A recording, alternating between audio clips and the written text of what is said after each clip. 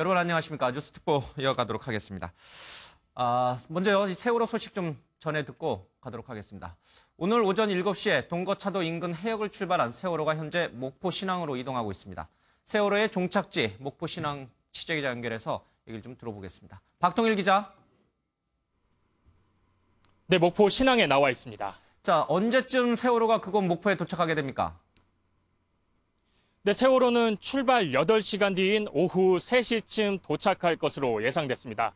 현재 세월호는 목포 인근 해역까지 다다른 것으로 전해졌습니다. 지금 속도라면 세월호 도착 시간은 예상보다 빨라져 오후 1시 반쯤이면 이곳에 도착할 것으로 보입니다.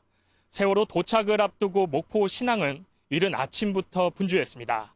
현장 수습본부가 이용하게 될 컨테이너 사무실 50여 동이 속속 들어섰고 전기선과 상하수도, 인터넷을 연결하는 작업도 마무리됐습니다.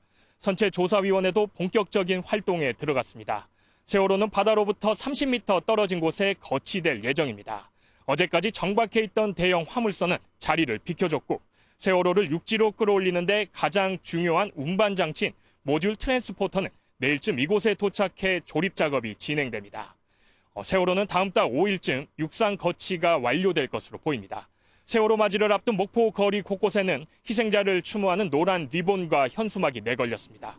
세월호가 목포 신항에 도착하고 나면 이곳을 찾는 추모객들의 발길도 점차 늘어날 것으로 보입니다. 지금까지 목포 신항에서 MBN 뉴스 박통일입니다. 네, 세월호가 이 마지막 여행을 시작했습니다. 무사히 목포 신항에 오기를 좀 기다리겠습니다. 박근혜 전 대통령이 오늘 새벽 4시 45분에 서울 구치소에 수감이 됐습니다. 지금 6시간이 좀 8시간 가까이 지났습니다. 아침은 먹었는지 그리고 점심시간인데 점심 먹고 있는지 여러 가지들이 궁금해집니다.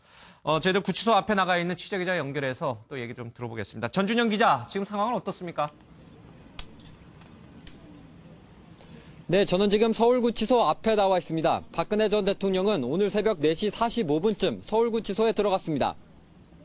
4시 29분에 서울중앙지검을 출발한 지 약 16분 만입니다. 구치소 정문을 통과할 때 박 전 대통령의 표정은 상당히 굳어 있었는데요. 박 전 대통령을 태운 검은색 차량이 모습을 드러내자 태극기를 든 100여 명의 지지자는 연신 박근혜를 외치며 연호했습니다.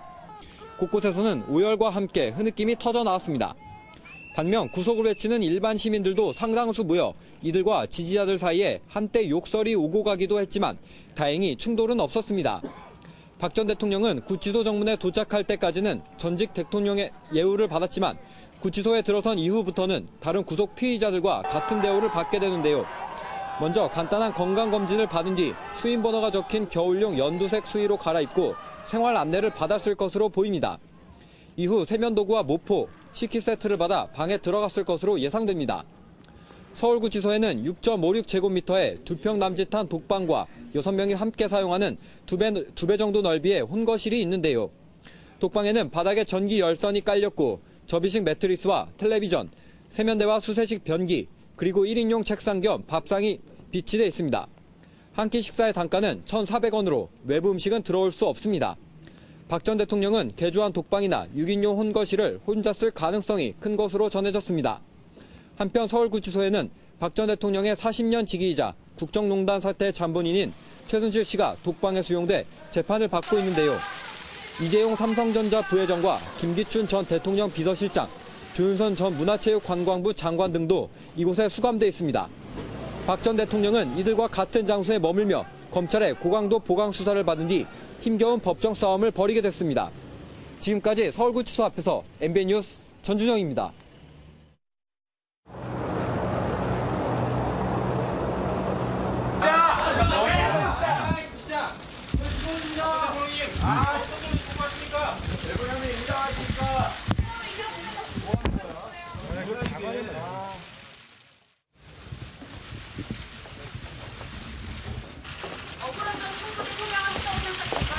국민께 어떤 점이 궁금하십니까? 외무장님 부인하십니까? 네, 박근혜 전 대통령의 이 구치소 수감 생활 어떻게 이루어지고 있을까요? 조대진 변호사, 오늘 아침 새벽 4시 45분쯤에 이제 구치소에 수감이 됐어요. 앞서 잠깐 우리 기자도 전해줬습니다만 일단 구치소에 수감이 되면 수감 절차를 따르게 돼 있죠. 네. 예. 어떤 절차를 거쳐서 어떻게 이제 수감이 되는 겁니까? 일단 경호 차량이 구치소 안까지는 들어왔습니다. 예. 이제 들어왔지만 이제 그 경호 교도관들이 같이 들어가게 되면 경호는 종료되고요. 예. 이제 들어가게 되면 처음에 이제 자기가 갖고 있는 소지품을 모두 내려놓습니다. 소지품을 박 전 내놓고 대통령이 뭐 따로 소지품이 있겠습니까? 뭐 현금이 될 수도 있고 어쨌든 가지고 예. 있는 소지품들은 뭐 핸드폰 포함해서 다 예. 내놓게 되고요. 그 다음으로 이제 환복을 한 뒤에 옷을 받은 뒤에 이제 샤워라든지 이런 거를 하게 합니다. 그래서 샤워를 해요. 예, 샤워를 하고 새벽이라 근데 추워서. 그래도 본인이 이제 씻고 샤워를 하게 되고요. 예. 왜냐하면 오늘 입감되면 또 개별적으로 샤워를 하거나 이럴 수는 없기 때문에 예. 이제 샤워를 하게 되고 이제 그런 과정에서 이제 검신이라고 하죠. 신체 이제 무슨 뭐 피부병이라든지 예. 아니면 가지고 있는 질병이라든지 이런 게 있는지 구두로 물어봅니다. 그리고 이제 복용하는 약 등이 있는지를 확인을 한 뒤에 관련해서 이제 다른 검신 뭐 예. 신체적으로 유해되는 물건들을 숨겨오지 않은지 이런 것들을 확인하고요. 예. 그 뒤에는 이제 그 얼굴 사진, 수인 번호를 가슴에다 대고, 얼굴 사진을 찍고 난 뒤에 옆에 이제 영화 보시면 많이 나오시겠지만 이제 신체 키가 나와 있는 그 부분에 있어서 이제 얼굴 수용 사진을 찍고요. 뭐 빠삐용 영화나 이런 거 보면은 옆에 이렇게 이제 그렇죠. 높이가 쭉 이제 그려져 있는 네네네. 거기서 이렇게 쓴 거죠. 예. 네, 그래서 이제 수용 기록부를 위한 사진을 촬영한 뒤에 이제 간단하게 이제 교도관한테 이제 어느 정도 생활을 어떻게 하는지에 대한 안내를 받았을 겁니다. 예. 취침 시간은 언제고, 기상 시간은 언제고, 식사가 나오는 시간은 언제고, 그리고 변호인이 온 뒤에 영치물은 어떻게 구입을 할 수 있고 이런 부분을 쭉 설명을 예. 받고요. 그리고 이제 TV 시청에 관련된 부분도 설명을 받았을 겁니다. 그리고 이제 혹시라도 나중에 지금 있는 독방이 아닌 변형된 개조된 그 별실로 갈 수도 있다는 얘기도 안내 받았을 것 같고요. 예. 그런 뒤에 이제 자기 방으로 이제 모포라든지 이런 부분들을 가지고 이동했을 가능성이 제일 큽니다. 예. 박 전 대통령을 그러면 이 구치소에 있는 이 뭐라 그럽니까? 교도행정관입니까? 예. 뭐라고 부릅니까? 수임 번호 몇 번? 번호만 부릅니다. 번호만 부르고 1323번 이렇게 그렇죠. 부릅니까? 지금 저쪽에는 뭐 김기춘 비서실장도 들어가 있고 뭐 이재용 부회장도 있지 예. 않습니까? 모두 다 번호로만 부르고요. 그 사람들도 피의자에 관련된 부분을 인지하는 데는 번호로서만 이제 확인을 하게 됩니다. 그래서 변호사가 가더라도 뭐 박 전 대통령 면회 왔습니다. 이렇게 안 되고요. 그냥 예. 뭐 번호를 기재한 접견 신청서로 다 접견을 하게 됩니다. 1000번 면회 이런 식으로 우리가 영화에서 보듯이 그렇게 박 전 대통령도 똑같이 대우를 한다. 번호로 특정됩니다. 예.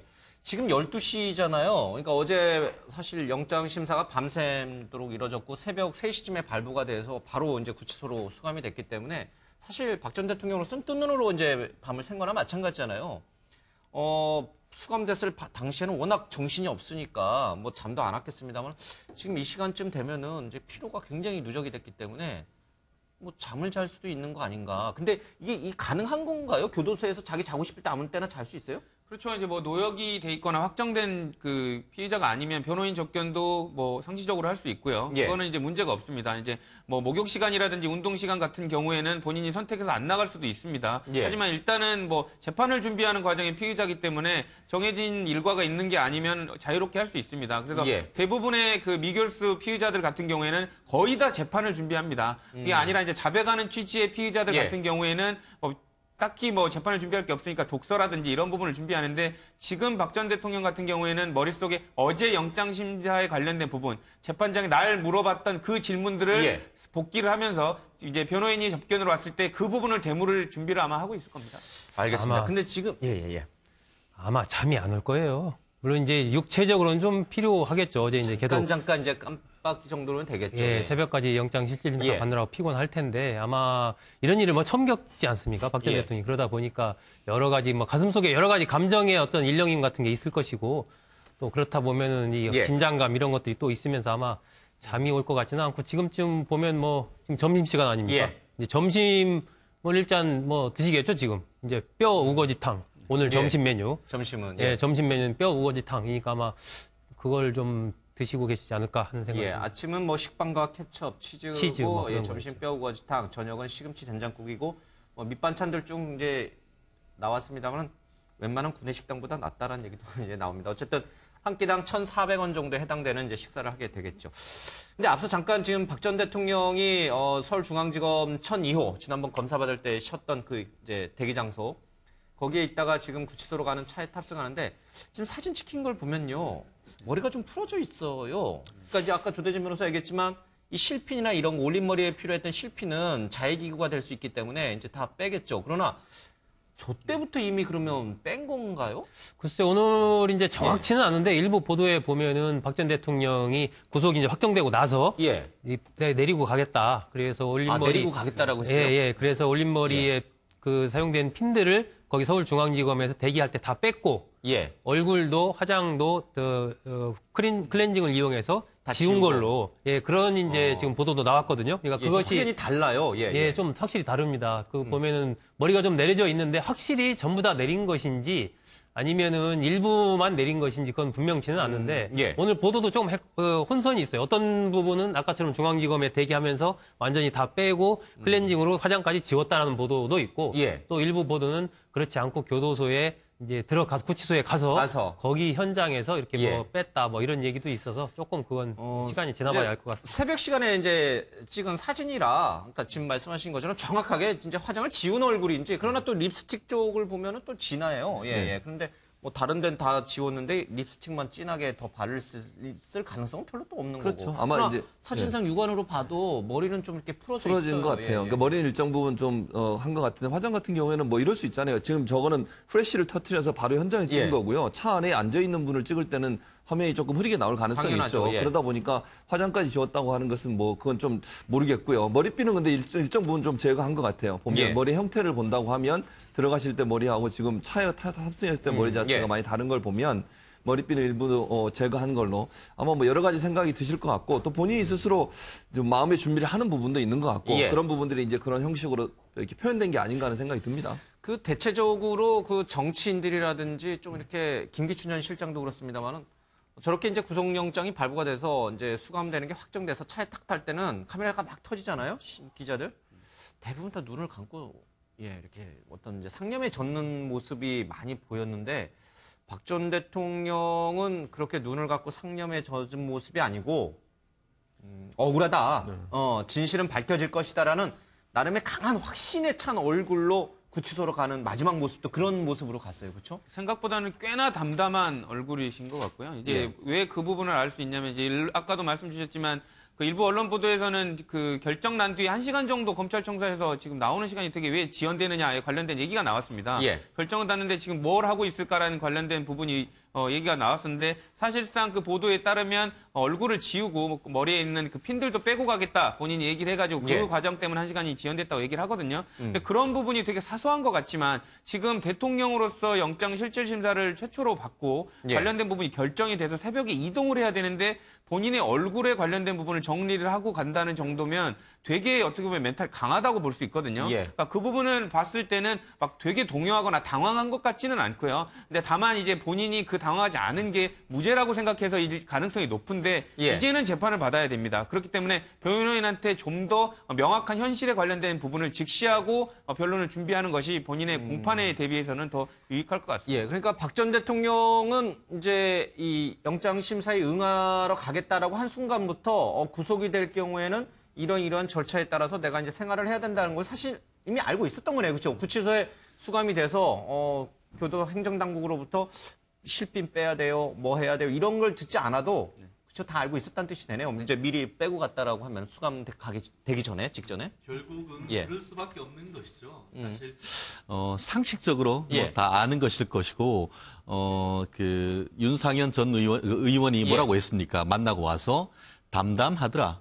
사실 그 얼굴을 봤을 때는 사실상 그 많은 법조인들이 영장이 발부될 것을 예측을 했던 것이고 그렇기 때문에 본인도 있는 그대로 받아들이는 그 모습인데 다만 완전히 그 뭐 크게 울음을 터뜨렸다든가 그런 모습이 없는 하는 대신에 나름대로 어떤 그 들어가는 거에 모든 하나하나 그 작은 부분까지도 이렇게 씻고 들어간 것을 본다고 하면은 정말 일국의 대통령으로서 어쨌든 뭐 멘탈은 정말 강했다 이렇게 볼 수도 있을 것 같습니다. 그러니까 일각에서는 이제 박 전 대통령의 살아온 이력을 봤을 때 뭐 20대 퍼스트레이드부터 이제 대통령까지 쭉 혼자 살았고 그리고 옆에서는 항상 누군가 이 도와주는 그런 조력의 삶을 살았거든요. 그것이 없어지고 다 끊긴 상태에서 과연 혼자 나 홀로 식기도 세척해야 되고 뭐 바로 방에 붙어 있는 화장실을 또 이용해야 되고 과연 이 구치소 생활을 견뎌낼 수 있겠는가?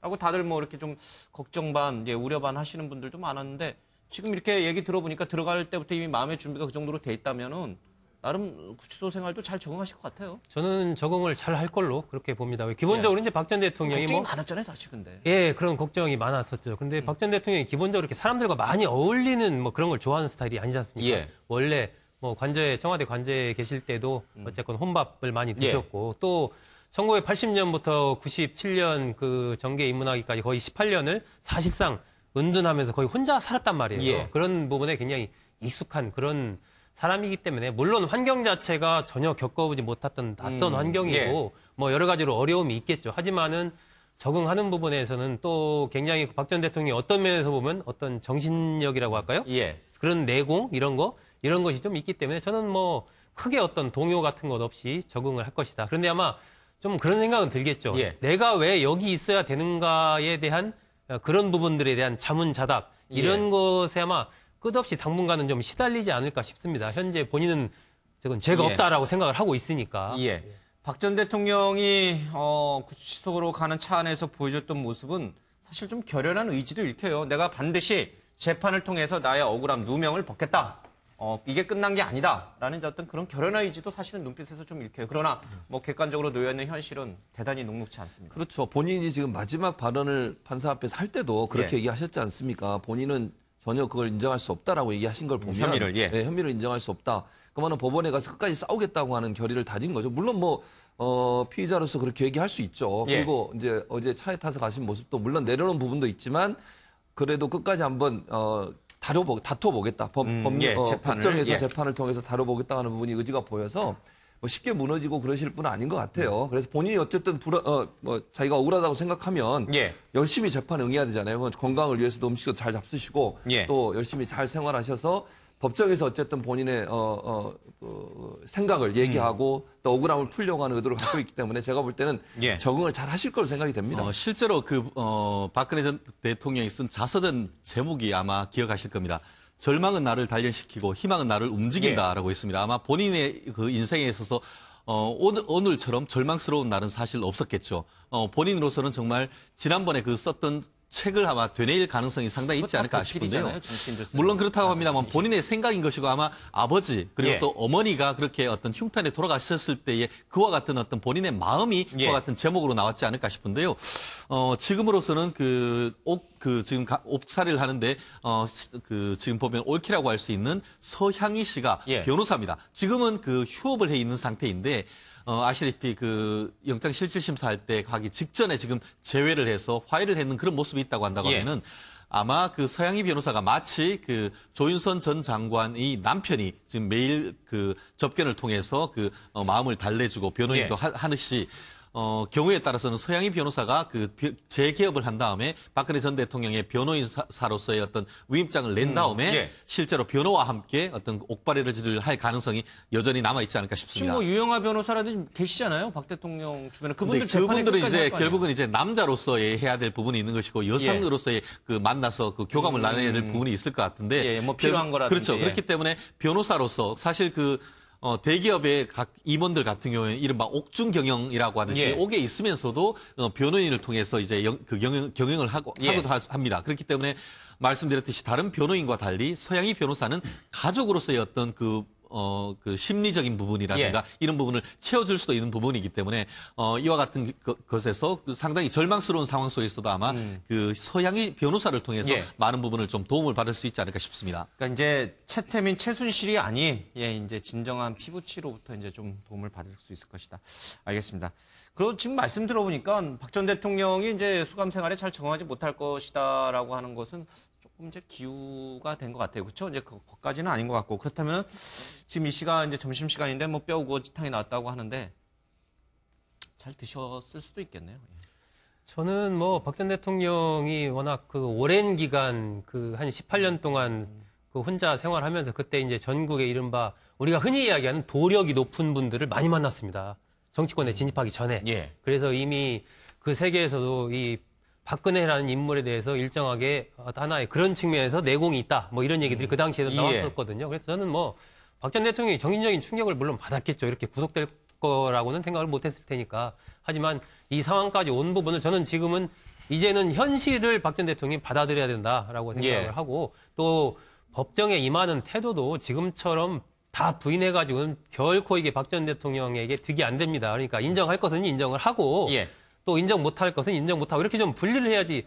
다른 사람들은 다 얘기를 하는데 본인만 부인해가지고 판사가 봤을 때 오히려 그것이 정말 더 괘씸죄가 더 커지는 것이거든요. 예. 저는 지금까지 쭉 해온 과정 자체가 대단히 전략적으로도 잘못 해왔고 예. 박 전 대통령도 판단을 잘못해왔다고 보는데 알겠습니다. 지금부터는 좀 그런 현실을 잘 봐야 될 것 같습니다. 그런 그 얘기는 조금 더 이제 나중에 더 이어서 하겠습니다. 그러니까 그 도력이 높은 분들을 많이 만나고 다녔으면 그분들이 박 전 대통령한테 자 이거 나중에 인생의 미래에서 이거 조심하지 않으면 큰일 난다라는 거 아무도 예언을 안 해줬어요? 예언했을 수도 있죠. 그 당시에 뭐 제가 아는 이제 스님들도 만나고 많이 하셨던데, 예. 그러니까 그 가까이 있는 사람을 조심해라.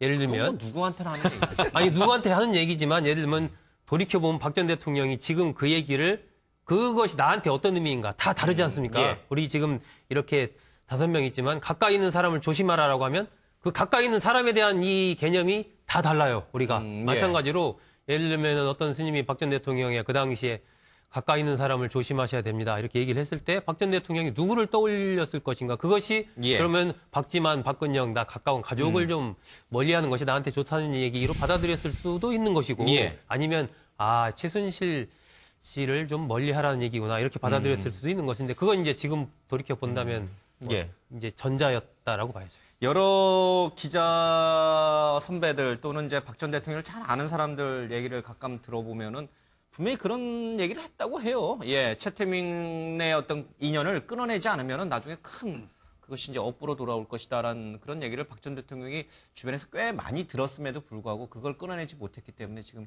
이 상황이 왔다 이런 얘기를 또 하시는 분들도 있더라고요. 수감 생활 얘기 조금만 더 하죠. 일단 지금 박 전 대통령이 뭐 화장 지우고 갔다는데 뭐 구치소 안에서 올림머리 할 필요도 없고 사실 화장을 할 이유도 없겠죠. 독방에 있으니까. 그래도 이제 여성이기 때문에 여성들이 저는 뭐 잘 모르지만 쓰는 화장품 있잖아요. 그렇죠. 예, 항상 자기하고 맞는 네. 그런 화장품을 써야 되고 또 맞는 샴푸를 써야 되고 맞는 비누를 쓰잖아요. 그냥 아무거나 쓰지는 않잖아요. 여성들이 대부분. 그러니까 그거 어떻게 해결을 하죠? 그러니까 밖에 있는 것처럼 똑같이는 못 씁니다. 하지만 이제 우리가 일반적으로 생각하는 구치소 내에 뭐 빨래비누로 머리를 감다 이런 정도는 아니고요. 그러니까 예전 군 생활이 지금 PX가 생활이 되게 좋아진 것처럼 예. 구치소 안에서 살 수 있는 품목도 되게 많이 늘었습니다. 예. 그래서 이제 아예 아주 다양한 마트에서 사는 것처럼 다양한 종류의 샴푸는 아니지만 그래도 어느 정도 여성이 뭐 이 정도는 써도 되겠다라는 정도의 샴푸 예. 그리고 어느 정도 괜찮은 정도의 그 피부 로션 그리고 기초로 얼굴을 어느 정도 보호할 수 있는 그 정도의 그 화장품은 판매를 하고요. 그리고 이제 뭐 문구류라든지 그리고 이제 입맛이 지금 아까 말씀드린 대로 식단은 되게 잘 나오는 편입니다. 예. 하지만 그래도 입맛이 안 맞는 사람들 위해 뭐 삶은 달걀이라든지 구운 달걀이라든지 아니면 뭐 멸치조림이라든지 이런 부분도 판매를 하고 있어서 아, 그래요?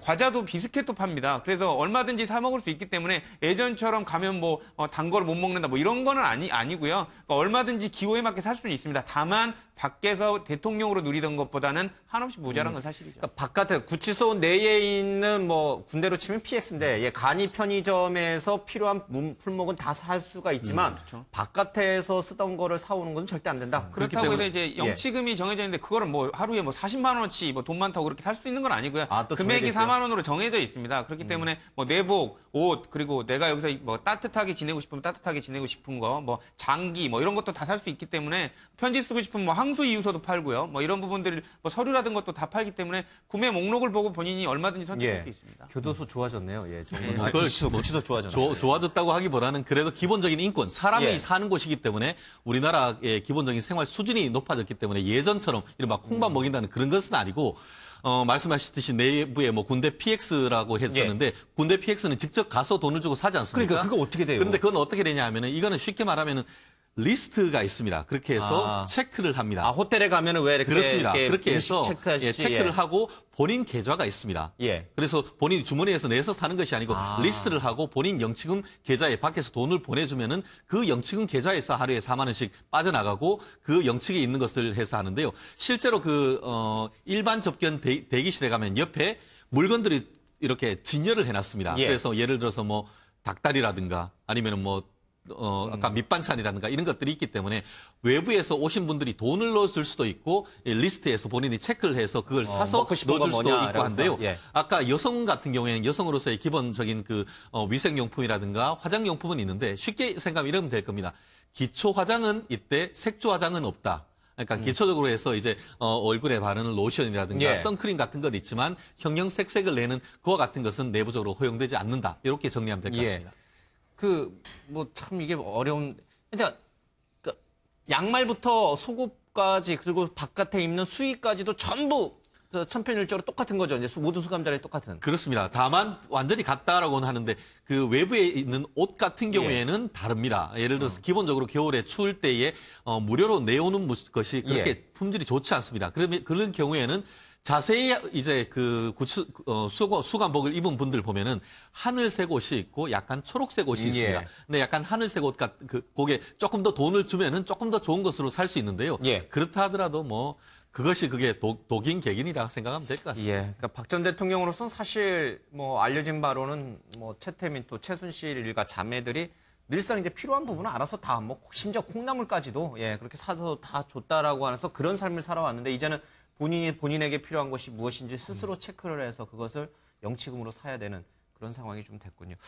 박지만 전 회장이 박지만 이지 회장이 이제부터는 잘 모시겠다라고 하니까 아마 영치금 문제라든지 그런 조언들을 그 서영희 변호사와 함께 좀 잘 해드리겠죠. 그 서영희 변호사 같은 경우에 아무래도 이제 접견을 할 수 있는 기회를 많이 가질 수 있지 않습니까? 조윤선 전 장관도 남편이 변호인이 돼서 특별 접견실에서 접견하면서 왜냐하면 아직 미결수이기 때문에 접견을 오랫동안 할 수 있어요. 일반적인 그 형을 집행하는 사람들보다는.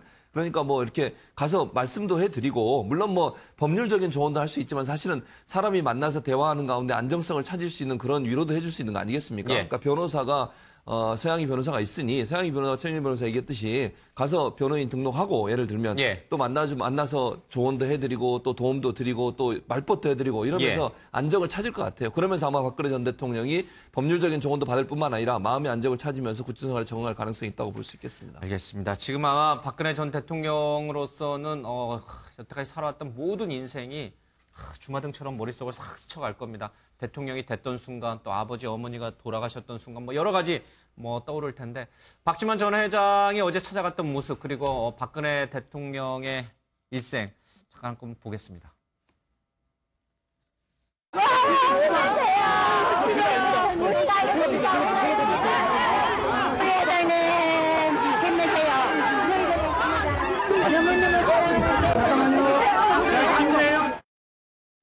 또 작은 행복이라도 느끼면서 살아갈 수 있는 국민 행복 시대 제가 반드시 열겠습니다. 다 그렇게 구명조끼를 하지? 희한하게 경제 공동체라는 말을 만들어냈는데 그거는 엮어도 너무 어거지로 엮은 거고요. 재판관 전원의 일치된 의견으로 주문을 선고합니다. 주문, 피청구인 대통령 박근혜를 파면한다. 국민 여러분께 송구스럽게 사과합니다. 성실하게 조사에 임하겠습니다.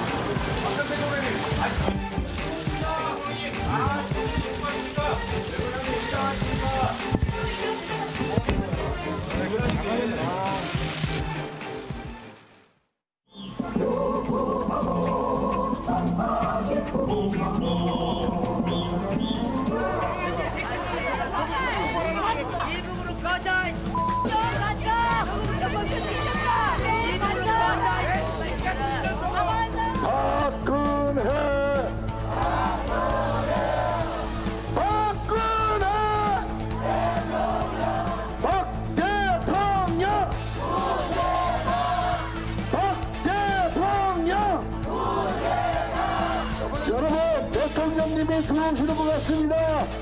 대통령! 대통령!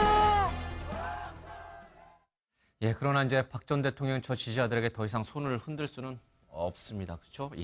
재판을 통해서 이제 본인의 억울함을 좀 풀어야 되는데 앞서 대통령의 이제 쭉 그런 이제 시간들을 저희들이 이제 화면을 통해서 봤는데 이러려고 대통령이 됐나 자괴감이 든다라는 부분에서 오늘 하필 또 전두환 전 대통령 회고록이 나와서 언론에 실렸는데 거기에 의미심장한 말이 있더라고요. 과거에 2002년도에 전두환 전 대통령을 박근혜 대통령이 이제 당시 이제 미래연합 이제 창당했을 텐데 와서 좀 내가 대통령이 되고자 하니 좀 도와달라 이런 얘기를 했더니 전두환 전 대통령이 대통령 하지 마라. 여건이나 상황이 뭐 안 좋다. 그리고 혹시나 대통령이 된다고 해도 나중에 실패할 가능성이 높다. 실패하게 될 경우에는 이제 아버지 얼굴에 먹칠을 하는 게 되니까 당신은 대통령 감이 안 되니까 하지 않는 게 좋겠다라고 전두환 전 대통령이 얘기했다는 얘기가 오늘 언론에 실렸어요. 전체적으로 보면 뭐 그게 최순실 사태 터지기 이전에 만약에 그 원고를 써놓은 거라면 전두환 전 대통령이 글쎄 예지력이 높은 거라고 할 수 있겠지만 어쨌든 그건 떠나서 박 전 대통령으로서는 지금 이 수감이 독방에 갇혀서 내가 괜히 대통령이 됐나? 내가 대통령 왜 했지?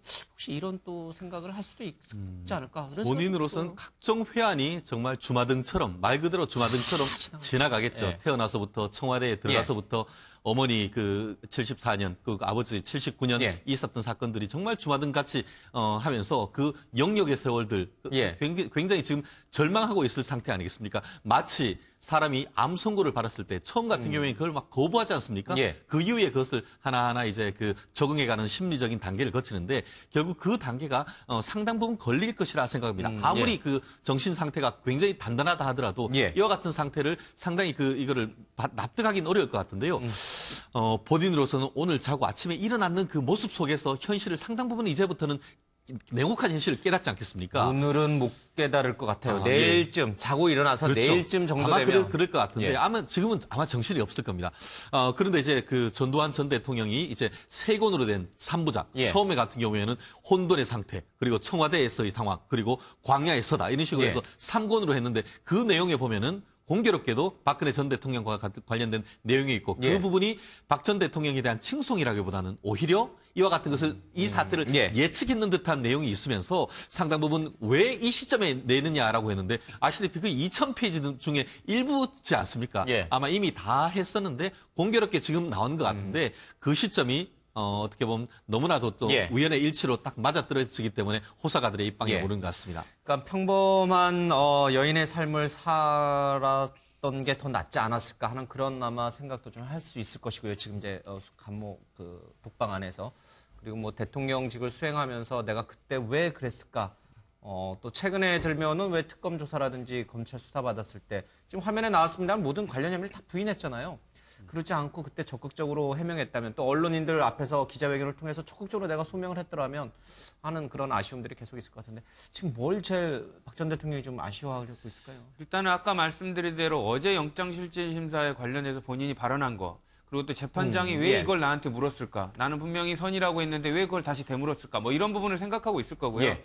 그러면 일단 구치소에 입감된 그 피의자들이 제일 먼저 하는 거는 이때까지의 방향이 맞았을까? 이런 부분도 고민을 합니다. 예. 그러면 나의 변호인이 이때까지 제대로 가이드를 해줬을까? 이런 의심도 처음으로 하게 되는 경우가 이제 입감됐을 때거든요. 예. 그렇기 때문에 이제 뭐 서양희 변호사가 이제 가족의 친분으로 오더라도 나중에 서양희 변호사하고도 이제는 이제 뭐 앙금이 풀린 건 아니지만 이제 이야기를 예. 하기 시작했으니까 물어볼 거고요. 그러면 가족으로서 보다 나은 방향을 설명을 해줄 수도 있을 겁니다. 그럴 예. 경우에 있어서는 변호인이 바뀔 가능성도 배제할 수 없죠. 많은 것들이 이제 회안이 밀려오겠죠. 그러나 이제 물은 이미 엎질러졌고 이제는 재판을 통해서 본인을 이제 소명하는 것밖에 없어요. 지금 이렇게 지금은 이제 오늘은 첫날이니까 아마 굉장히 진짜 정신적으로 힘든 상태겠지만 그래도 빨리 마음을 추스려서 본인의 또 재판 준비를 좀 해야 되잖아요. 그렇죠. 예. 예, 지금 상황 제가 볼 때는 아마 이제 이렇게 생각할 것 같아요. 그 전까지만 해도 본인이 죄가 없다고 생각하고 본인은 구속이 안 될 거라고 생각했을 예. 가능성이 있잖아요. 그런데 본인이 구속이 됐고 어제 이제 어쨌든 신문 과정에서 여러 가지 판사가 그렇게 물어봤을 거 아닙니까? 예. 이 사람은 이렇게 얘기하는데 왜 대통령이 이렇게 생각하십니까? 거기 충돌되는 부분에 대해서 질문했을 것이고 예. 본인은 그걸 계속 이제 답변을 하면서 아니라고 얘기했을 것이고요. 예. 그럼 재판을 준비하는 과정에서 이제 전략을 바꿔야 되는 거죠. 지금의 전략으로 계속 가서는 전혀 법원을 설득할 수 없다는 게 어느 정도 느껴졌을 거예요. 예. 그렇다고 하면 변호사들과 함께 상의하는 과정에서 재판 과정에서 그럼 앞으로 어떻게 전략을 짤 거냐에 대한 수정 작업을 할 것 같습니다. 그러니까 지금처럼 모르쇠로 예. 계속 가거나 아니면 아니라고 부정하거나 아니면 자기는 관여한 적이 없다고 얘기해서는 법원을 설득할 수 없다는 게 인지가 됐을 거예요. 그렇다고 하면 이제는 변호사들과 함께 전략을 새로 짜야 되는 거죠. 인정할 부분을 어디까지 인정하고 또 본인이 인정하지 않을 부분은 어디까지인지에 대해서 새로운 어떤 법률적인 전략을 짜는 그런 시간이 필요하다고 생각이 됩니다. 어제 영장심사에서 이제 이 검사 쪽에서 이제 뭐 박 전 대통령에 대해서 그냥 피의자라고만 불렀다고 하더라고요. 예, 그러면서 반성의 기미가 없다. 죄를 인정하고 반성하는 기미가 없다라고 하는 부분에서 굉장히 이제 검사 쪽에서 강하게 얘기를 했고, 그래서 영장을 더 발부해야 된다라는 논리를 폈다고 하더라고요. 또 일각에서는 뭐 삼성 미르 관련해서는 강요를 인정한다라고 또 얘기가 나온다. 어쨌든 박 전 대통령이 어제 이 각종 혐의와 관련해서 전혀 쉽게 말하면 반성의 기미가 없기 때문에 지금 이렇게 구속시켜야 되는 상황까지 온 것 아닌가. 그렇다면 박 전 대통령 이제는 내가 인정할 건 인정하고 반성할 건 반성하고 그래야 되는 건가? 이렇게 생각도 또 할 수 있는 거 아니에요? 그렇습니다. 본인이 아마 지금 있으면서 내가 왜 여기 와 있을까에 대해서 아주 진지하게 고민을 할 겁니다. 나는 죄가 안 된다고 봤는데 왜 사람들 자꾸 죄라고 얘기할까? 내가 생각하는 인식의 세계와 다른 사람들이 객관적으로 인식하는 세계가 다른가에 대해서 굉장히 지금으로서는 고민을 할 수밖에 없는 상황인 것 같은데요. 검찰 같은 경우에는 그렇게 얘기하는 것 자체가 죄를 부인하기 때문인 것이죠. 단순하게 부인하는 것이 아니고 객관적으로 있는 물증과 그리고 관련되는 많은 어떤 참고인들의 진술에 비추어 봤을 때에 박근혜 전 대통령의 말이 사실은 진실과 맞지 않다는 점을 계속 지적하는 것이죠. 그렇기 때문에 지금 사안이 중대하고 반성하지 않는다. 이런 것이 결국은 증거인멸의 우려가 있다는 것으로 지금 직결되는 것 같은데요. 과연 그렇다고 하면은 그 추가적인 소설을 하거나 이제 재판에 갔을 때 죄를 일부라도 인정할 것인가? 이 부분이 박근혜 전 대통령은 고민일 것인데 이 부분에 대해서는 뭐 견해가 조금 달리는 것 같습니다. 보통 성공한 사람들, 사회적으로 경제적으로 성공한 사람들 같은 경우에는 자기만의 자의식이 상당히 공고합니다. 그렇기 때문에 여전히 앞으로도 그 많은 사람들, 특히 어떤 특수사를 많이 해본 사람들 같은 경우에는 여전히 죄를 부인할 가능성이 높다. 그렇게 하면서 나의 문제가 아니고 이 사법 시스템 문제, 그리고 검찰의 문제, 법원의 문제라고 얘기할 가능성이 상당히 높다라고 예측을 하는데 저 또한 조심스럽게 그런 식으로 갈 가능성이 조금 더 있지 않을까 싶습니다. 알겠습니다.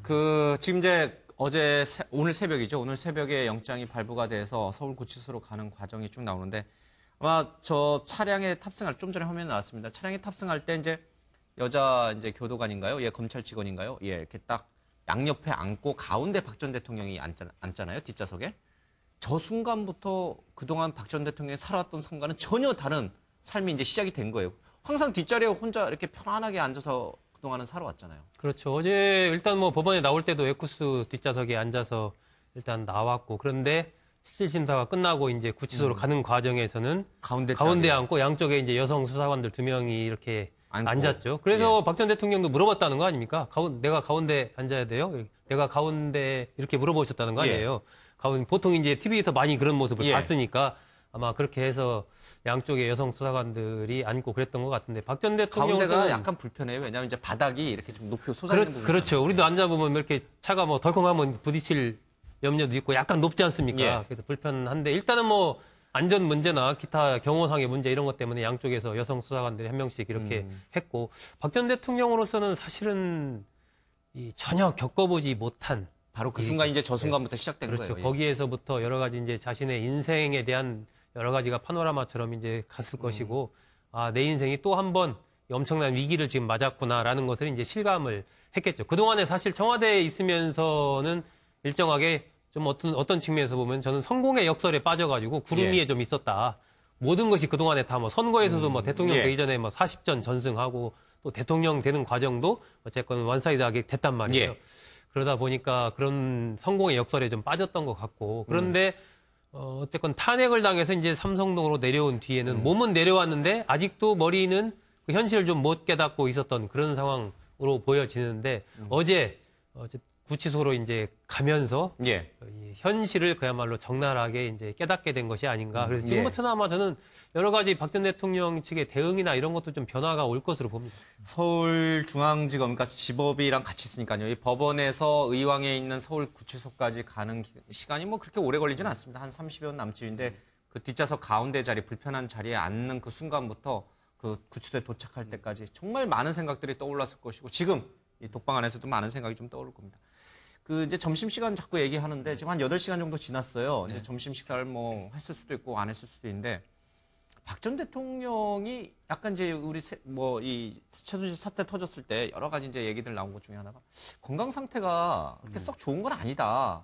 뭐 이렇게 좀 신부전증은 아니지만 그 뭐죠? 예, 뭐 약간 이제 몸에 이상도 있다라는 얘기가 이제 전 주치의들 입에서도 나왔잖아요. 혹시 보석으로 나올 가능성도 있어요? 뭐 일단 피의자 때 이제 지금 그런 부분들을 고려를 해본다면 절차를 말씀드리면 이제 구속 전 피의자 신문, 구속영장 실질심사를 지금 했습니다. 그 다음 단계가 이제 구속된 상태에서 구속 자체가 적법하냐 부적법하냐를 따지는 구속적부심이 또 있습니다. 그리고 이제 재판을 가게 되면 재판 도중에 풀어주세요라는 이제 보석이 있거든요. 근데 이제 구속 적부심 같은 경우는 구속된 상태에서 또 다른 뭐 사정 변경이 있는 경우에는 이런 부분을 반영해 갖고 풀어주는 것이기 때문에 특별한 사정 변경이 없으면 다투는 게 의미가 없고요. 최경희 청장 같은 경우도 다퉜지만 기각되지 않았습니까? 그리고 이제 공판 과정에서는 또 보석을 한다는 것 자체가 지금 뭐 물론 할 수는 있겠지만 뭐 사안의 중대라든지 이런 부분을 봤을 때 그 형량이 되게 중하게 내려질 걸로 가만히 된다면 보석 같은 경우는 안 받아지는 게 일반적이기 때문에 그것도 의미가 없을 것 같습니다. 다만 말씀하신 대로 병보석을 하나 생각해 볼 수가 있겠죠. 그런데 일단 병보석을 하기 위해서는 일단 이 구치소 내에도 쉽게 말하면 병원이 있습니다. 그렇기 때문에 원 내에서 일단 치료를 합니다. 그리고 또 안종범 수석 같은 경우에도 보면은 본인이 수술을 했음에도 불구하고 약을 계속 처방받지 않습니까? 그런데 그것이 도저히 견디지 못할 경우에는 이른바 원외 진료도 갈 수가 있습니다. 결국 옆에 이제 경호가 있고 한다고 하면은 인근에 있는 병원으로 평소 때 다니는 곳으로 나갈 수도 있는데요. 그걸 넘어서 도저히 이 상태에서 그 수영을 감당하지 못한다는 정도가 되면은 말씀드렸듯이 병보석이 되지만 그와 같은 케이스가 옛날에 비해서는 현저히 떨어지기 때문에 지금으로서는 그걸 기대하기는 쉽지 않지 않을까 싶습니다. 혹시 이 수감 생활을 하면서요, 외부, 그러니까 이제 같이 안에 있는 수감자들과 접촉할 기회가 있나? 그러니까 뭐 운동을 한다거나 뭐 그렇다고 해서 뭐 구내식당을 이용하지는 않겠지만 어쨌든 이렇게 왜 다른 재소자들 내지는 구치소에 수감된 사람들을 만날 가능성이 있나요? 만날 가능성이 상당히 있죠. 뭐냐 하면은 하루에 그래도 몇 시간 정도 밖에서 가서 운동할 시간을 줍니다. 내부에 계속 있다 보면 굉장히 스트레스가 있기 때문에 실제로 구치소에 있는 분들 같은 경우에는 운동하는 시간을 굉장히 많이 바랍니다. 박근혜 전 대통령이 개인적으로 원한다라고 한다고 하면은 밖에 나가서 그와 같은 운동하는 과정에서 다른 사람도 만날 수 있을 것 같은데요. 그와 같은 모습을 본인들이 스스로 그 다른 사람들한테 보일 정도로 할지 이 부분이 상당히 문제가 되는데 처음에는 그와 같은 상황을 납득하지 못하겠지만 결국은 햇빛을 보고 하는 과정에서라도 나가게 될 가능성이 높지 않겠습니까? 그런데 그렇게 되면 어떻게 돼요? 만약에 이제 다른 사람들을 만나고 이렇게 운동장 같은 데서 이제 여러 사람들과 같이 있다 보면 그래도 전직 대통령이니까 또 거긴 또 특별 경호를 해야 되잖아요. 교도관들이나 이런 사람들이 박 전 대통령 주변에 또 근접 경호를 또 하게 되는 건가요? 서울구치소 같은 경우에는 운동이라는 게 예를 들면 막 운동장에서 저희들이 영화 보는 것처럼 막 공차고 이런 게 아니라요.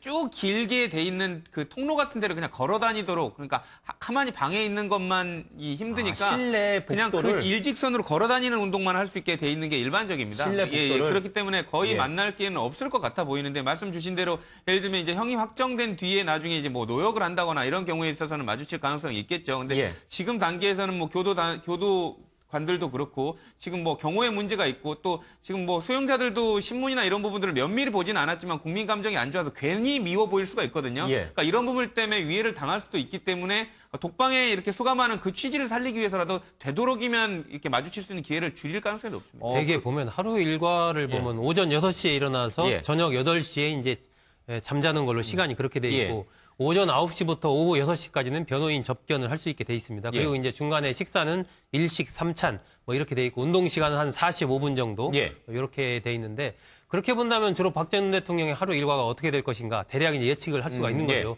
6시쯤 일어나서 아침 식사를 하고 그리고 나서 9시부터 6시까지는 상당 거의 대부분의 시간을 아마 변호인과 같이 보내는 그러니까 그 옥 안에 있는 게 아니고 외부 접견실에서 그 시간을 보내게 될 가능성이 굉장히 높고 한 8시 정도부터는 이제 잠자리에 드는 그러한 일과로 이렇게 돌아가지 않을까 뭐 그렇게 이제 예상을 할 수 있을 것 같습니다.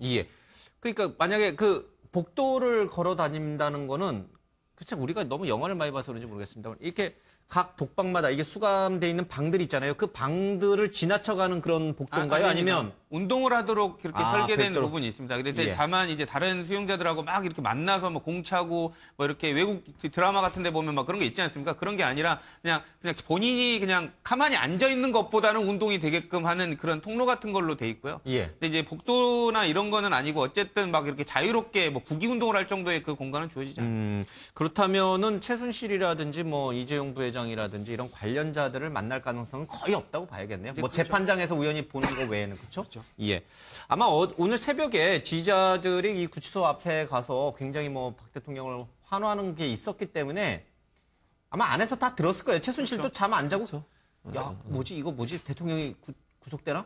이렇게 생각했을 그러니까 거예요. 변호사들이 예. 한 명 누군가 홍거방에서 접견을 나가면 그 외부 소식을 그 접견 나온 사람 통해서 다 홍거방에 사람 듣습니다. 그렇기 예. 때문에 신문이나 뉴스를 보지 않더라도 밖에서 최순실 재판이 어떻게 진행되고 있는지를 뭐 이제 그 자기 재판 아니더라도 물어보거든요. 그러니까 예. 물어보게 되면 이제 그게 이슈가 되죠. 아 오늘 박 전 대통령이 구속영장 실질 심사를 받고 결정이 되면 우리 구치소로 올 가능성이 있다더라라고 예. 얘기를 했는데 본인은 뭐 잠잘 시간이지만 3시, 4시쯤 함성 소리가 들리고 집회 소리가 들리면 아 결정이 돼서 오나 보다. 그 정도는 다 알았을 거고요.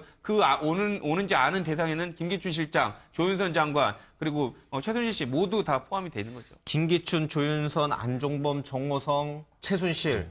그때 다 알았을 거죠. 모든 관련자들이 지금 다 저기 한 곳에 다 모여 있거든요. 다 알았겠네요. 이제 어제 새벽. 근데 다만 오늘 말씀드렸듯이 아직까지 모를 수는 있습니다. 왜냐하면 그분들은 지금 혼자 있는 독거방에 있기 때문에. 예. 그러니까 같이 말씀하신 대로 여러 명이 있는 같이 섞여 있는 혼거방에 있다고 하면은 다른 사람을 통해서 알 수 있는데 만약에 변호인 접견하지 않는다면은 바로 알 길은 없습니다. 왜냐하면은 이제 함성 소리가 워낙 컸으니까. 신문도 바로 그날 신문을 주질 않습니다. 며칠 지난 걸 주기 때문에 예. 본인들로서는 정확한 정보는 알기가 어렵고 TV 같은 경우에는 하루 종일 나오는 것도 아니고 정해진 것에 대해서 정해진 시간에만 나오다 보니까 예. 아직까지 모를 가능성은 있는데 아시듯이 말씀하신 대로 같이 접견하고 접촉하고 또 식사하고 주는 교도관하고의 어떤 그런 그 관계를 통해서도 그런 부분은 전에 들어서 알 수가 있을 겁니다. 근데 뭐 원체 새벽에 오늘 새벽에 예, 지지자들이 박 대통령을 뭐 연호했기 때문에 그 소리가 아마 다 들렸겠죠. 예, 아마 지금 뭐 아까 말씀드린 뭐 최순실을 포함해서 이재용 뭐 등등의 분들이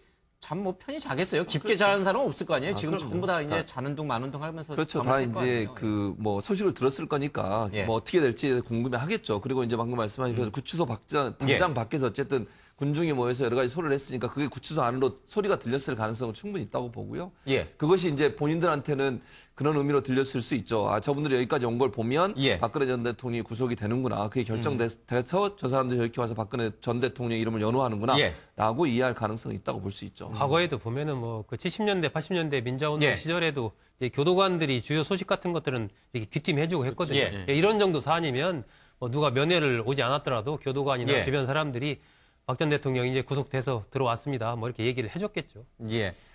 자, 지금 이제 목포 신항의 모습이 좀 보이고 있습니다. 세월호가 지금 거의 도착을 한 건가요? 아직도 이제 반잠수선 위에 있는데 아직 그 도기로 올라오지는 않았죠? 예, 부두 위로 올라온 것 같지는 않죠? 아직도 이제 바다 위를 항해 중인 것 같은데 예, 저 멀리 보이네요. 예, 그렇죠? 네, 예, 네. 이제 곧 도착할 것 같습니다. 이게 근데 무슨 뭐 정말 우주의 기운입니까? 운명의 장난입니까? 박 전 대통령의 몰락은 사실 저 세월호의 침몰과 함께 시작이 됐거든요. 그런데 진짜 박 전 대통령이 구치소에 수감되는 그 순간 세월호는 인양이 됐고 다시 목포 신항 쪽으로 오고 있어요. 이게 결국 무슨 두 쪽 다 최후의 항해를 했는 것 같습니다. 그렇죠. 박근혜 전 대통령은 서울 구치소로에서의 최후의 드라이브를 했는 것이고 예. 지금 세월호 같은 경우에는 그 목포 신항으로서의 예. 마지막 항해를 하고 있는데 어떻게 그와 같은 것이 이렇게 절묘하게 같은 날 동시에 이루어지는지 한 사람은 들어가고 한 사람은 나온다는 것이 그 자체가 한마디로 운명이 아닌가 이렇게 생각합니다. 결국은 이게 보면은 이제 초자연적인 뭐 힘이 있는 것 같아요. 이제 이게 균형을 맞춰가는 질서의 힘, 뭐 인과응보, 뭐 등등의 같은 예 우주의 기운입니까? 모르겠습니다. 예, 이게 뭐 저도 보면은 사실은, 예. 이게 박근혜 정부를 상징하는 뭐 주요한 단어가 세월호죠. 세월호는 어쨌든 불행한 사건이기도 하고 예. 또 정권 이 정무적인 측면에서 본다면 불통과 무능을 상징하는 단어가 세월호라는 것이거든요. 예.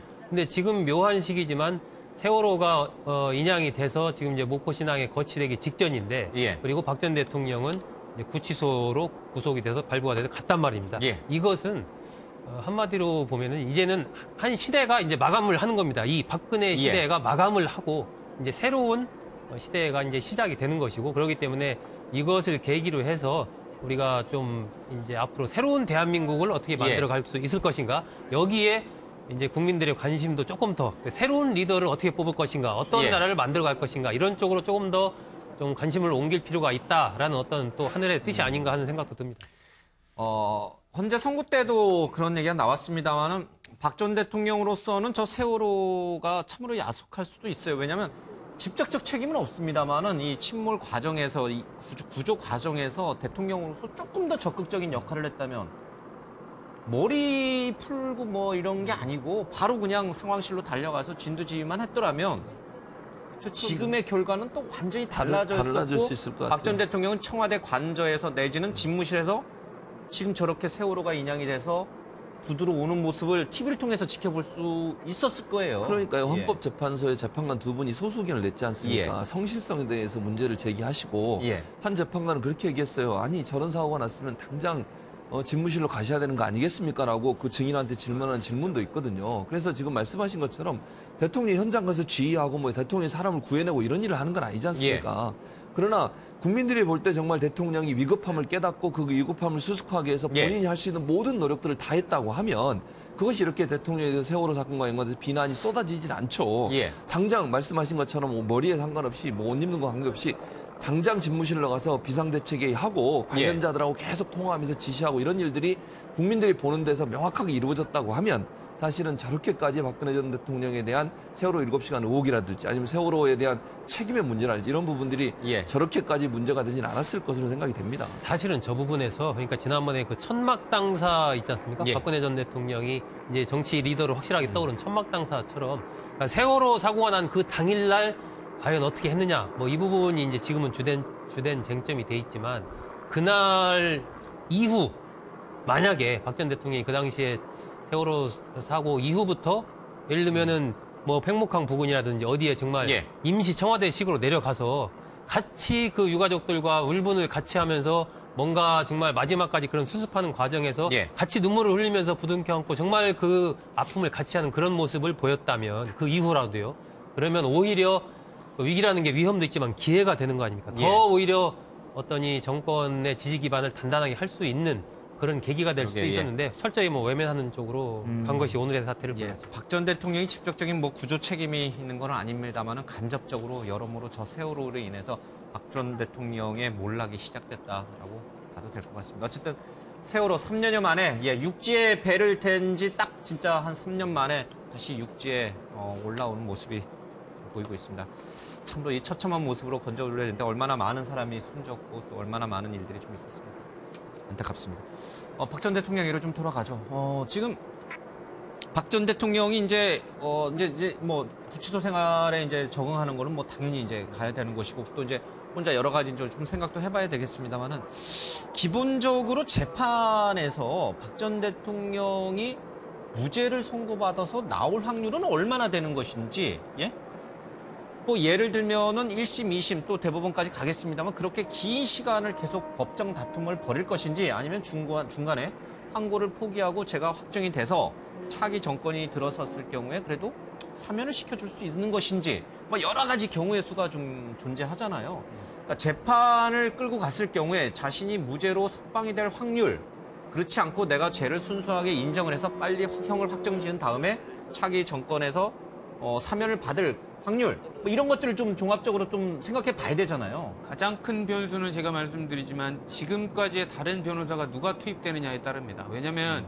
변호사 역량에 달려 있어요. 그렇죠. 왜냐하면 지금 제가 봤을 때 물론 이제 유죄인지 무죄인지 예단할 수는 없지만 변호사의 가장 큰 역할이 자기의 죄가 어떤 건지 정확히 판단하지 못하고 있는 사람에 대해서 물론 무죄에 다툴 부분은 무죄를 다퉈야겠지만 유죄가 명확한 부분에 있어서는 야단을 쳐서라도 그 부분을 인지하게 하는 것도 변호사의 역할이거든요. 박 전 대통령한테 이거는 인정하셔야 됩니다. 그렇죠. 그렇지 않으면 더 큰 본인이 생각하는 것보다 더 큰 죄가 형량이 나올 수 있기 때문에 그걸 싸우더라도 자기 의뢰인하고 싸우더라도 깨우쳐주는 게 더 좋은데 지금까지 박 전 대통령의 변호인이나 탄핵심판 대리인은 그거를 조금 못한 경향이 있지 않았나 개인적으로 생각을 합니다. 그렇기 때문에 나중에 완전 무죄가 되든지 이런 부분을 떠나서 박 전 대통령이 어쨌든 본인한테 유리한 그 방향 그리고 이런 부분들을 조금 새롭게 만들어 가려면 어떤 새로운 지금까지의 다른 변호인이 투입되느냐를 좀 지켜봐야 될 것 같고요. 이런 부분에 더해서 저는 개인적으로 볼 때 박 전 대통령은 대법원까지 가실 것 같습니다.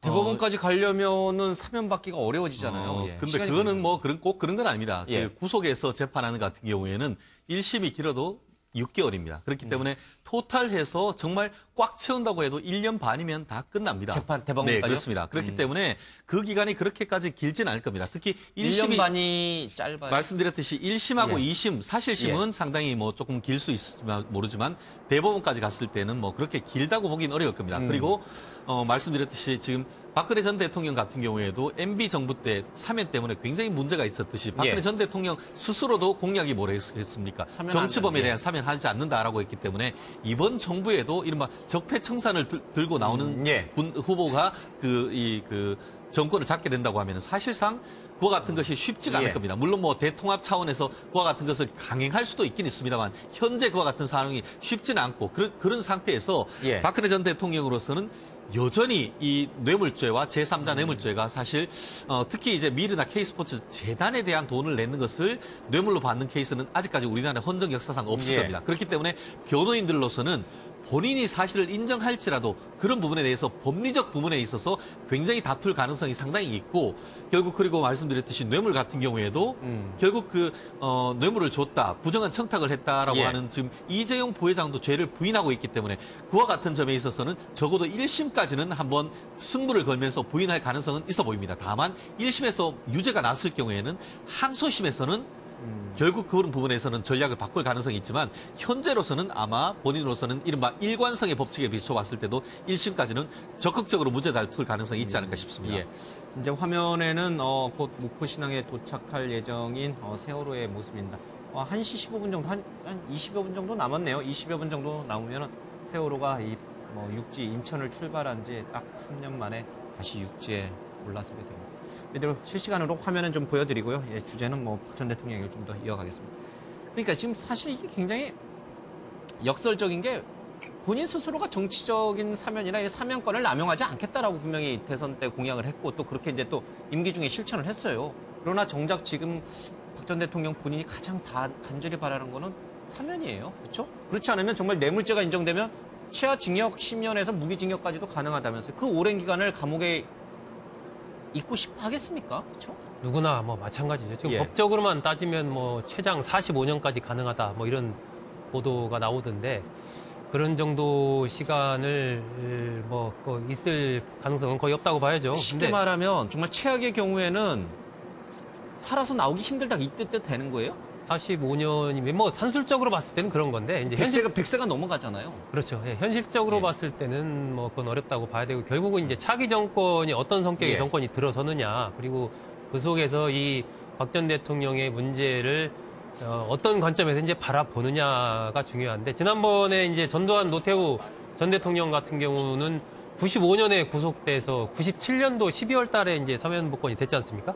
한 2년 정도 이후에 사면 복권이 됐고 그건 이제 김영삼 대통령이 이제 임기를 마치는 시점에서 사면 복권을 끝내고 나온 건데 차기 이 정부에서도 결국은 이 박 전 대통령이 유죄가 확정됐을 경우에 그 이후부터 이제 여러 가지 정치 상황의 변동 속에서 이게 하나의 유력한 하나의 국민화합과 관련된 카드가 될 수 있겠죠. 사면 카드를 쓰는 것이.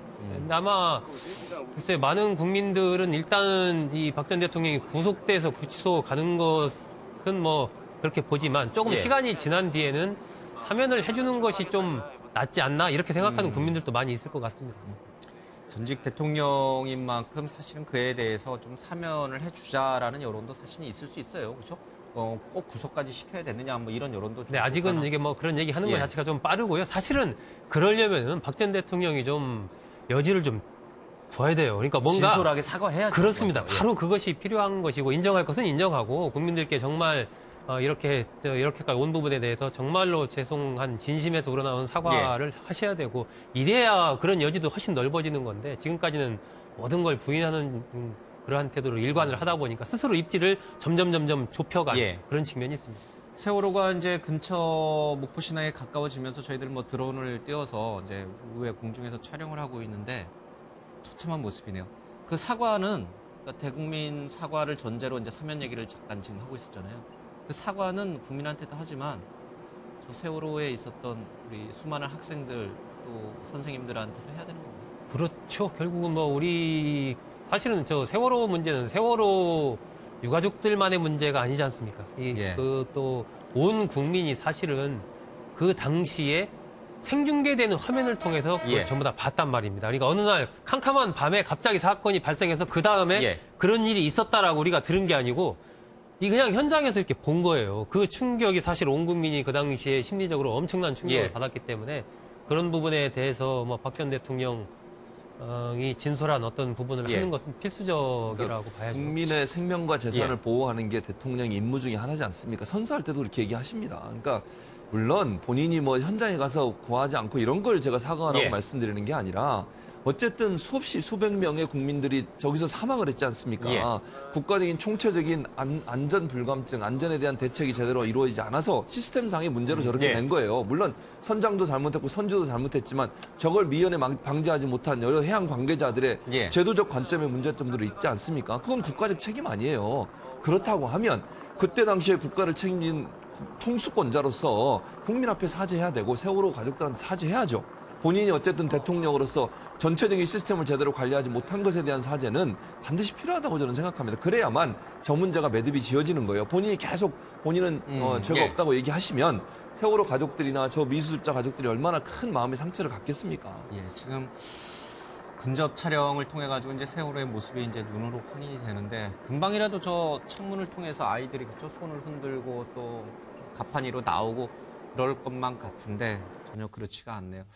오늘 아침에는 이제 서울 쪽을 중심으로 이제 봄비가 좀 내려서 날씨가 약간은 좀 의심연스러웠어요. 그러나 지금 이제 저 목포 쪽은 날씨가 좋아서 예정 시각보다도 1시간 정도 일찍 이제 배가 도착한다고 하는데 그때 세월호가 침몰할 당시에도 사실은 굉장히 의심연스러운 날이었어요. 그렇죠.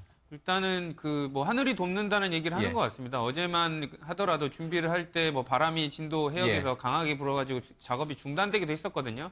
근데 이제 그 하늘이 돕기라도 한 듯이 출발하는 시점에서는 그 비구름이 서울 쪽으로 올라왔는지는 모르겠지만 어쨌든 이동하는 경로에서는 되게 날씨가 좋았다고 합니다. 지금 봐도 뭐 날씨가 굉장히 화창하네요. 그래서 지금 원래 출발할 때 최저 속도는 13km, 제일 빠를 때는 18km까지 낼 수 있다고 했는데 그거보다 더 속도를 내서 더 빠른 시간에 1시간 앞당겨서 도착할 수 있었다고. 그러니까요. 인양 과정부터 저 이동까지 모든 거를 좀 하늘이 돕고 있다라는 좀 생각이 듭니다. 어제 같은 경우는 파도가 2.2m까지 쳤거든요. 그러니까 굉장히 높아서 예정대로 이제 출발을 못 했는데 오늘 보면 뭐 파도의 높이가 1m도 안 된다고 하니까 굉장히 잔잔해진 상황이고 그러다 보니까 이제 선장이나 도선사가 좀 속도를 내도 되겠다라고 판단해서 조금 빠른 속도로 가다 보니까 1시간 정도 예상보다 빨리 도착을 했고 앞으로 이제 한 4일에서 5일 정도 이제 거치해서 여러 가지 안전 점검이라든지 이런 걸 거치고 나서 그 뒤부터 본격적으로 선체조사위원회가 이제 활동을 할 것 같은데 지금 본다면 미수습자 그 유가족들이랑 아직 정확하게 합의를 못 하고 있는 상황이에요. 그리고 어떤 방식으로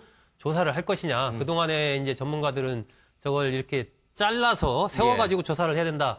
이런 의견들을 내놨는데 지금 김창균 위원장 얘기대로라면은 잘라서 하는 부분들이 좀 여러 가지 위험성이 있는 것 같다. 지금 이런 얘기를 하거든요. 그렇다면은 지금 미수습자 가족들이 주장하는 대로 자르지 않고 진행될 가능성도 좀 있는 것 같고 어떤 식이든 앞으로 진행되는 이 선체조사위원회 조사 과정은 좀 이렇게 서로가 합의해서 원만하게 진행이 됐으면 하는 바람이고 이걸 계기로 좀 안전에 대해서 우리가 정말 새롭게 생각하는 그런 좀 계기가 됐으면 하는 생각입니다. 미수습자, 미수습 9구의 시신도 저 세월호 안에 좀 있었으면 좋겠어요. 그렇죠. 그 유해라도 좀 만지고 싶어 하는 그 유족들 마음을 좀 생각해보면, 좀 잘, 그것까지도 좀 잘 이루어졌으면 좋겠습니다. 이제 목포 신항 부두에 거의 닿기 직전인 것 같습니다. 1시 15분 정도에 닿는다고 하니까 그 부분은 좀 저희들도 계속 지켜보죠. 그러나 저러나 이 세월호 7시간은 영원히 미궁 속으로 빠져드는 건가요? 정말 박 전 대통령이 지시를 했고 그래서 정상적으로 뭐 다 했는데 그런 건지 아니면은 정말 박 전 대통령이 사태의 심각성 위기감을 느끼지 못하고 뭐 다른 그렇게 일에 집중한 건지. 결국 그 부분과 관련해 가지고는 사실 작년 그 1기 특수본부터 해서 예. 특검 뭐 정말 많은 그 수사를 올해 그 한 뭐 거의 한 150일 이상 했는 것 같습니다. 그걸 통해서 지금 관련되는 뭐 비선 의료도 많이 그 찾아내고 예. 또 머리를 했느냐 이런 부분에 있어서 사실 가장 큰 괴담이라고 얘기했던 처음 같은 경우는 뭐라고 했습니까? 이른바 정윤회 씨와의 미래설. 예. 그것도 사실이 아닌 것이 밝혀졌고 뭐 구술했다. 그 부분이 아닌 것도 밝혀졌고 또 적어도 근데 그거는 사실 크게 믿는 사람은 별로 없었어요. 근데 그냥. 생각보다 그걸 믿는 사람들이 많았습니다. 그래요? 예, 예. 저희 그래서 이제 언론들은 뭐 비선 의료 실세라고 하면서 이제 뭐 김모 의원이 그날 아침에 와서 했지 않느냐 했는데 결국 기본적으로 제기된 의혹 같은 경우에는 그것이 사실이 아니라는 것이 밝혀졌죠. 물론 그렇게 되니까 이제 세월호 7시간 그러니까 10시부터 5시가 아닌 10시 이전은 또 어떻게 했냐 이런 얘기가 나오곤 있습니다만 우리가 그 물리적인 한계, 사람으로서 인간으로서의 한계는 없지 않습니다. 그렇기 때문에 뭐 일정 부분은 그것이 신화가 되고 일정 부분은 되면 여전히 의혹이 남습니다만 우리가 큰 틀에서는 아마 특검이 다른 수사는 다 해놓고 일부러 그거를 안 했을 가능성은 없습니다. 그렇기 때문에 나름대로 그 결과는 인정해야겠습니다만 다만 지금 앞으로 남은 기간 동안 박근혜 전 대통령에 대해서 조사하는 기간이 좀 남았지 않습니까? 그 기간 동안 박근혜 전 대통령에 대해서 정말 그 부분에 대한 진솔한 얘기를 좀 해달라고 하는 그런 것은 또 검찰이 남은 마지막 소명이 아니겠습니까? 사실은 이게 미궁 속으로 빠져들 일이 아니에요. 왜냐하면 아는 사람이 많아요. 박 전 대통령 당사자가 가장 잘 알고 있고 내가 뭘 했는지 세월호 7시간 동안 뭘 했는지 박 전 대통령이 가장 잘 알고 있을 것이고 그 옆에 이영선, 윤 전 추행정과 항상 옆에 있었으니까 또 알 거예요.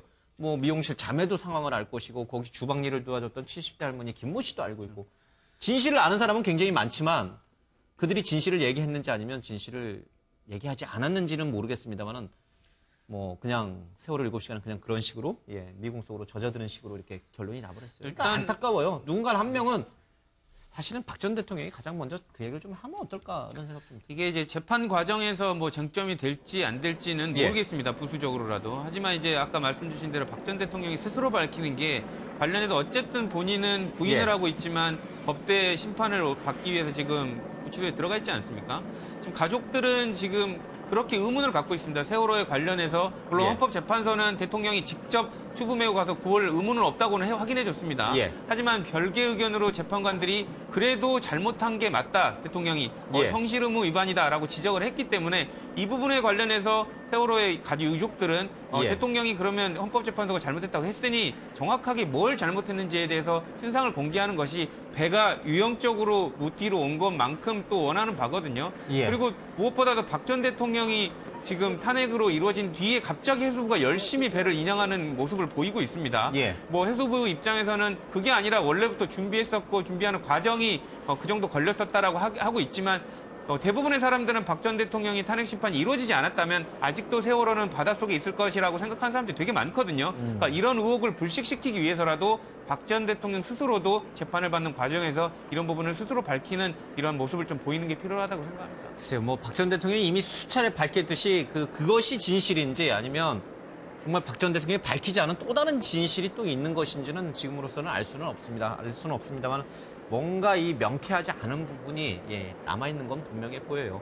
세월호 인양과 마찬가지로 그 부분도 좀 세상 바깥으로 인양이 좀 됐으면 좋겠어요. 그렇죠? 그래 빨리 나왔으면 좋겠어요. 있다면 박 전 대통령의 어떤 그 리더로서의 스타일, 유형 이런 걸로 봤을 때는 박 전 대통령이 그 당시에 좀 어쩔 줄 몰랐던 것 같아요.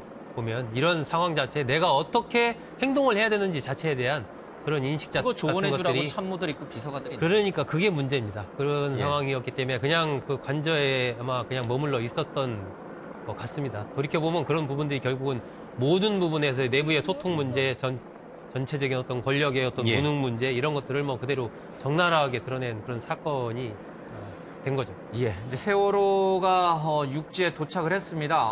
이제 줄을 걸죠, 그렇죠? 줄을 걸게 되면 이제 본격적으로 육지로 옮기는 이제 작업에 좀 들어갑니다. 마침내 세월호가 육지에 도착을 했네요. 곧 이제 레일을 통해 가지고 바다에서 육지 쪽으로 이제 넘어올 것 같습니다. 박 대통령이 지금 감옥에 수감이 되지 않았다면 구치소에 수감이 되지 않았다면 저 현장에 내려갔을까요? 저는 안 내려갔을 것 같습니다. 저 개인적인 생각이에요. 물론 그건 뭐 가정이고 예정이니까 뭐 저는 개인적으로 그렇게 생각합니다. 저는 내려갔을 것 같다는 뭐 생각이 저는 왜냐면 본인이 계속 이제 세월호 문제에 대해서 지금까지 여러 가지 사건들을 보면 사건 당시 한 번 내려가셨죠. 내려가셔서 격려하는 모습이 있었지만 그 외에는 사실 세월호에 대해서 본인의 책임은 물론 본인의 안타까운 마음이 있겠죠. 설마 그 마음까지 없겠습니까만 세월호 문제에서 본인이 책임이 있다고 생각하지는 않으시는 것 같아요. 그렇다고 하면 뭐 해양수산부 장관이 내려가고 뭐 공무원들이 내려가서 일하는 거는 뭐 충분히 있을 수 있지만 대통령이 저기까지 내려가서 뭐 유족들의 손을 잡고 이렇게까지 하신 그럴 가능성은 저는 개인적으로 낮다고 봅니다. 근데 생각을 이렇게 이제 최초 이 침몰 당시 때를 이제 떠올려 보면 박 전 대통령이 유족들도 위로해줬고 팽목항에 가가지고 최선을 다하겠습니다. 눈물도 흘리고 또 언제든지 필요한 일이 있으시면 찾아오시라. 여기까지는 잘했어요. 그래서 국민도 지지하시는 분들이 많았고. 근데 갑자기 왜 이렇게 태도가 돌변해서 또 일부에서는 뭐 우병우 전 민정수석이 혐의를 받고 있는 부분입니다. 세월호 이 사고 조사를 하는 거를 못하게 하고 세월호 얘기 셋자도 못 꺼내게 하고 왜 갑자기 이렇게 분위기가 확 바뀌어서 결국 이 탄핵 사태까지 오게 된 건가? 결국 그 부분에 있어서는 이제 그 박근혜 전 대통령과 그 정치적 지지 세력 같은 경우에는 세월호 사건에 대해서 세월호 피해자를 넘어서 이제 진영 논리로 접근을 했던 것 같습니다. 아니, 저게 좌파 우파 진영하고 무슨 관계가 결국 특히 야권에 대한 그 박근혜 정권의 생각은 이 사건을 빌미로 해서 결국 계속 박근혜 정권을 공격을 한다라고 계속 생각을 했고 특히 야권에서 세월호 특별법을 만드는 과정에서 그것을 계속 어떤 그 정치 쟁점화시키는 과정에서 결국 진실을 밝힌다기보다는 그걸로 통해서 그 박근혜 정권을 타도하려고 한다는 그렇게 계속 느끼다 보니까 이와 같은 일들이 벌어졌는데 결국 그렇다 하더라도 이와 같이 이렇게 돼 있는 분들이 정말 우리나라의 소수고 마이너고 보호할 대상이다라는 그런 생각이 조금 더 강했었어야 하는데 이 부분을 정치 전략적으로 이렇게 생각하는 과정에서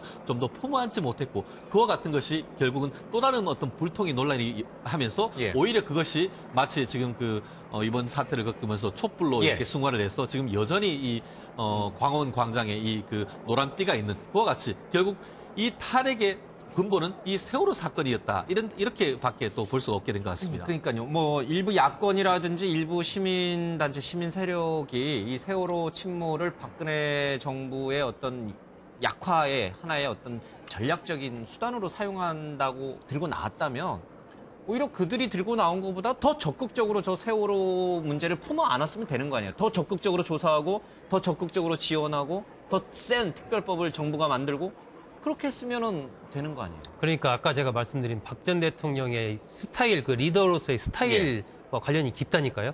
우리가 이제 앞으로 차기 그 대통령을 뽑는 과정에서도 그런 부분들을 잘 봐야 되는데 박 전 대통령으로서는 어떤 상황이 저런 위기 상황이 닥쳤을 때 그것을 주도적으로 내가 앞장서서 돌파해가는 이런 스타일이 아니지 않습니까? 박 전 대통령은 이미 어린 시절부터 청와대에서 영부인으로서 역할을 하면서 주어진 과제, 그러니까 연설문이 주어져서 딱 여기 놓여 있어요. 그럼 그것을 잘 읽습니다.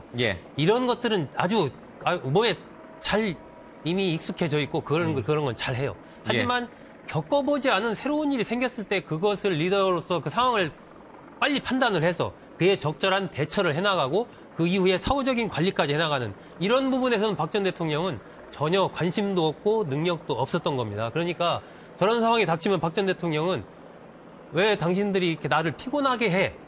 라는 생각을 먼저 하게 되는 거예요. 그러니까 해경 없애버려. 해경 해체. 그리고 다른 이제 어떤 이 대통령님께서 어떻게 하셔야 됩니다. 그러면 그걸 왜 내가 해야 되죠?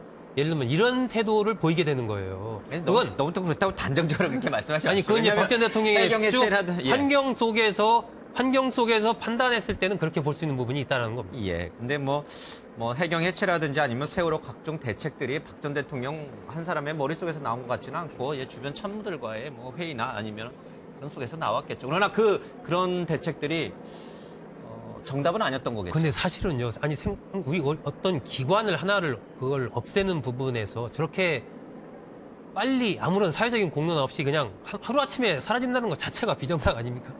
뭐 그 초안을 누가 짰는지 모르겠습니다만 결과적으로 봤을 때는 박 전 대통령에게는 결코 도움이 되는 대책은 아니었던 것 같습니다. 자, 세월호가 지금 반잠수선에서 올라와서 지금 육지 이 모노레일 위에 올라와 있는 거죠. 지금 화면에서는 그렇게 보이는데요.